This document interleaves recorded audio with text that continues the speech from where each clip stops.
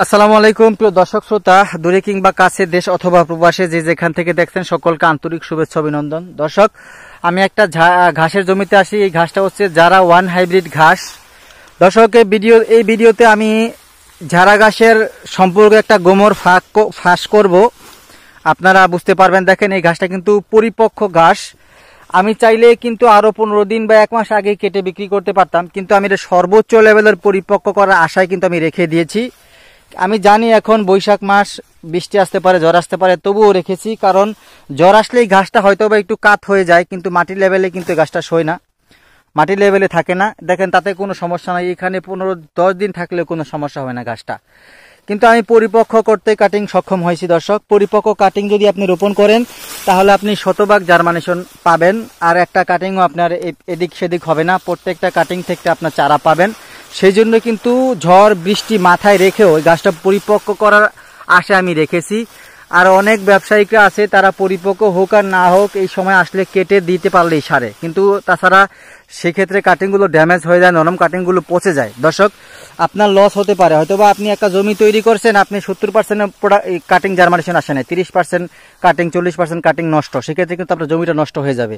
আপনি কিন্তু আর পর্যায়ে ফলনটা কিন্তু সেরকমভাবে পাবেন না। যদি পরিপক্ক কাটিং নিয়ে যদি আপনি একটা জমিতে ঘাস চাষ করেন, আপনার শতভাগ জার্মানেশন আসবে, আপনার জমিতে কোনো ক্ষতি হবে না। সেই ক্ষেত্রে আপনারাই ভালো বোঝেন, পরিপক্ক কাটিং আপনাদের খুবই দরকার। পরিপক্ক কাটিং আপনি অ্যাভেলেবেল পাবেন না।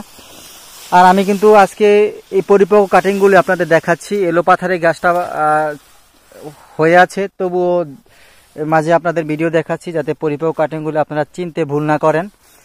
আর কাটিং সংগ্রহ করতে যাতে কোনো রকম সমস্যা না হয়, দেখে বুঝে শুনে কাটিং সংগ্রহ করতে পারবেন। দর্শক, দেখতেই পাচ্ছেন আমার প্রত্যেকটা কাটিং এর মাঝে মাঝে শিকড় চলে আসছে। শিকড় চলে আসছে মানে পরিপক্কের শীর্ষে আছে, সর্বোচ্চ লেভেলে পরিপক্ক। যারা ওয়ান হাইব্রিড ঘাস, ডক্টর জহিরুল ইসলাম স্যারের ঘাস। এই ঘাসটা কিন্তু বাংলাদেশে বেশ আলোড়ন সৃষ্টিকারী ঘাস। উঁচু জমিতে রোপণ করে বর্তমানে বৃহৎ খামারিরা এই ঘাসটা চাষ করছেন। এই ঘাসের উপর তারা নির্ভর হয়ে গরু, ষাঁড়, গাভী সবকিছু ধরনের আপনার এই পালন করছেন। এই ঘাসটা প্রতি মাসে মাসে অন্তর কেটে খাওয়াতে পারবেন। যদি আপনি মনে করেন যে ঘাসটা আপনি রোপণ করবেন, কাটিং প্রস্তুত করবেন, সেক্ষেত্রে 3.5 থেকে 4 মাস আপনাকে ওয়েট করতে হবে পরিপক্কর জন্য। দর্শক, আমি আপনাদের মাঝে পরিপক্ক ঘাসের কাটিং নিয়ে হাজির হয়েছি, ভিডিও বানাচ্ছি। যদি আপনারা এই ভিডিও দেখে আপনারা কাটিং সংগ্রহ করেন, আপনি কিছু স্যাক্রিফাইসে কাটিং সংগ্রহ করতে পারবেন। বৈশাখী অফারও চলছে, আপনি অন্ততপক্ষে কাটিংও জিতবেন এবং কিছু স্যাক্রিফাইসও পাবেন।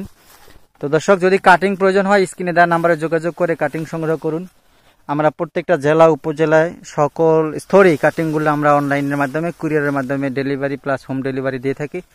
যদি ভালো লাগে থাকে অবশ্যই চ্যানেলকে সাবস্ক্রাইব করে পাশে থাকবেন। আর পরিপক্ক জাতের যে কোনো বিদেশি জাতের কাটিংয়ের জন্য স্ক্রিনে দেওয়া নাম্বারে যোগাযোগ করবেন। দর্শক, সবাই সুস্থ থাকবেন, ভালো থাকবেন, আল্লাহ হাফেজ।